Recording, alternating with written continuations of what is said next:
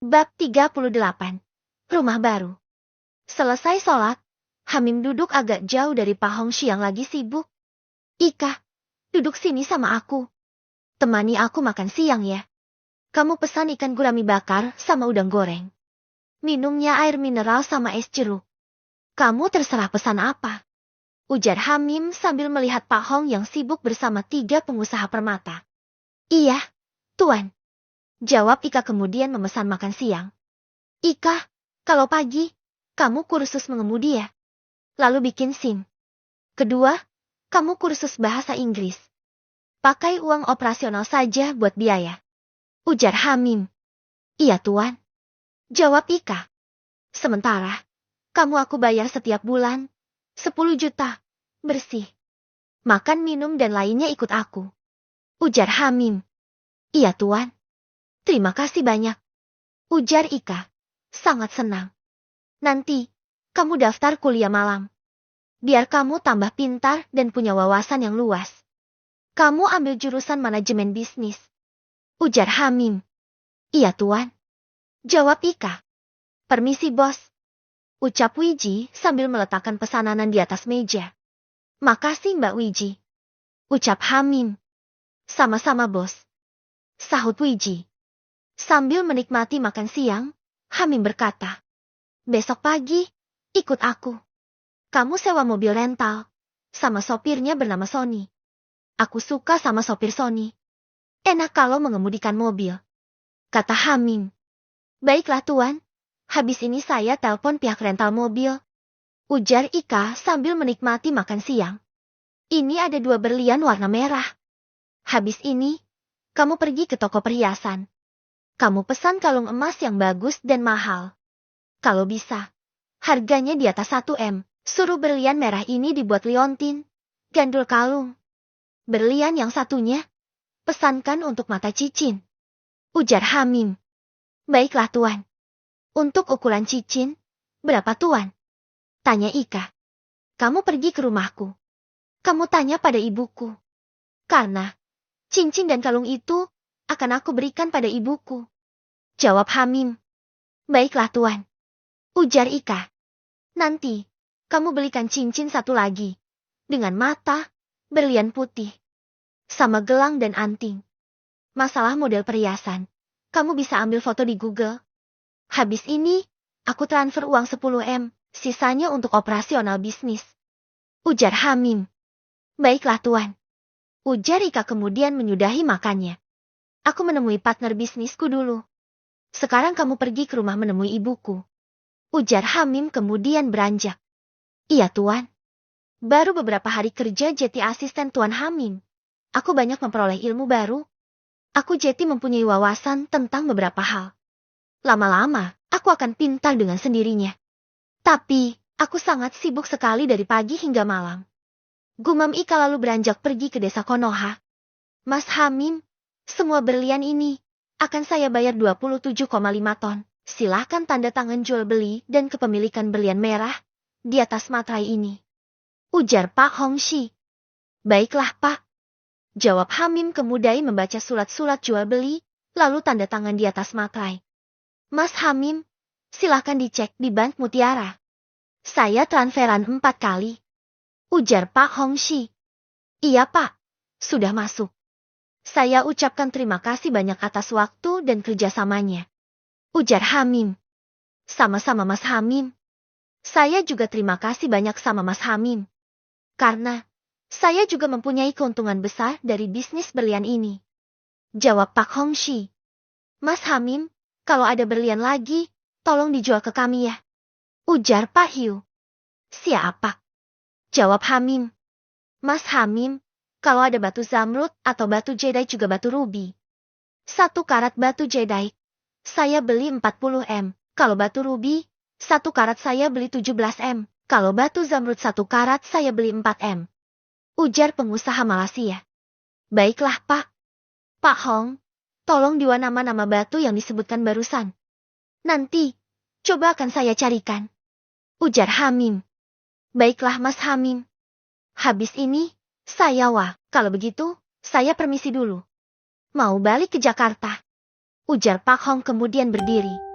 Baiklah Pak Hong. Terima kasih banyak.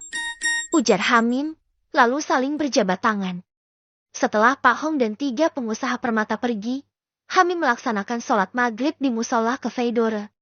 Tak lama selesai sholat dan wirid, Hamim beranjak pergi ke makam Kiai Bahrudin.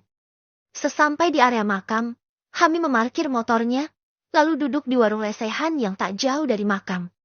Pak Wandi, kopi hitam agak pahit 1. Pesan Hamim. Iya mas. Tumben sore sudah ada di sini. Ujar Pak Wandi pemilik warkop. Dari pulang sekolah Pak, mampir ke sini. Jawab Hamim lalu menyalakan HP. Ini mas, kopinya. Ujar Pak Wandi sambil meletakkan cangkir di atas tikar. Makasih Pak. Ujar Hamim. Alhamdulillah, aku mempunyai uang 30 ton kurang dikit. Tidak kusangka, aku bisa memiliki uang sebanyak ini. Semua gara-gara barokahnya ibu dan barokahnya Kiai Basauri guruku. Gumam Hamim lirih. Tak lama setelah minum kopi dan membayar, Hamim beranjak ke pojok pendopo makam. Assalamualaikum Ki Baraja. Seru Hamim sambil duduk lalu menyulut rokok. Waalaikumsalam. Jawab Ki Baraja yang tiba-tiba duduk di depan Hamim. Ki, dari mana Raja Jin Barong itu mendapatkan berlian merah banyak sekali? Hingga ribuan. Tanya Hamim. Raja Jin Barong mendapatkan berlian merah itu. Dapat hadiah dari teman dan beberapa tamunya. Banyak sekali Gus. Permata lainnya di Pulau Nusa Barong itu. Ujar Ki Baraja. Mengapa tidak ada paranormal atau dukun juga kiai yang mengambil berlian di Pulau Nusa Barong? Ki. Tanya Hamim. Selain angker, banyak yang tidak tahu caranya. Kelemahan Raja Jin Barong adalah minyak apel jin. Kalau dikasih minyak apel jin, sama minuman anggur Prancis, Raja Jin Barong sangat senang sekali. Apapun yang Gus minta, akan dituruti. Hanya saja, biaya untuk membeli apel jin itu sangat mahal. Apalagi, harga anggur merah Prancis. Makanya banyak orang yang tidak sanggup mengambil emas dan berlian. Malah banyak yang mati diserang pasukan jin. Jawab Ki Baraja. Kalau begitu, aku undur diri Ki. Mau pulang istirahat. Besok sekolah. Ujar Hamim. Baiklah Gus. Jawab Ki Baraja lalu menghilang. Setelah berada di parkiran, Hamim menyalahkan mesin motor, lalu pergi meninggalkan area makam Kiai Bahrudin. Tak seberapa lama, setelah melewati beberapa desa, Hamim sampai di halaman rumahnya. Assalamualaikum. Seru Hamim, lalu masuk ke rumahnya yang kosong. Waalaikumsalam. Jawab sang ruhnya Aisyah. Dari mana Gus? Kok tumben jam 8 malam baru pulang? Tanya ruh Aisyah. Habis menjual berlian. Jawab Hamim. Ada berlian Gus? Banyak sekali. Tapi, di dalam sungai dekat kuburan. Kata ruh Aisyah.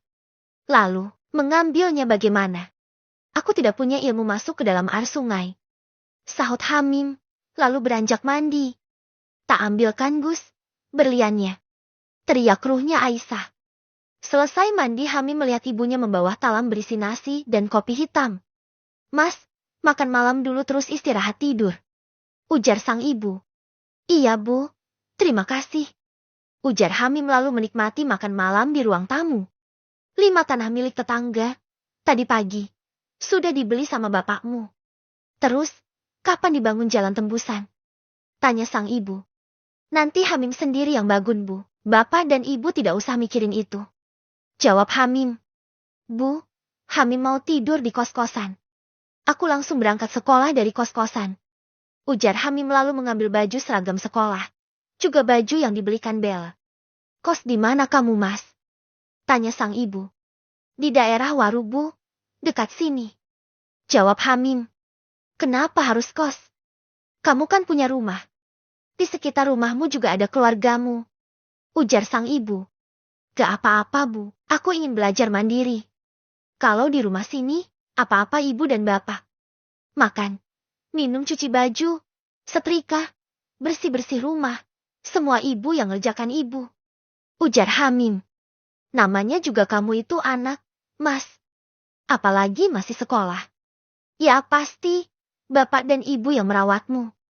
Ya sudah, Kamu pulang saja kalau siang, ujar sang ibu. Hamim, mulai besok, sangat sibuk sekali Bu. Mungkin pulang sekolah langsung kerja. Jeti. Hamim, pulangnya malam-malam. Ujar Hamim.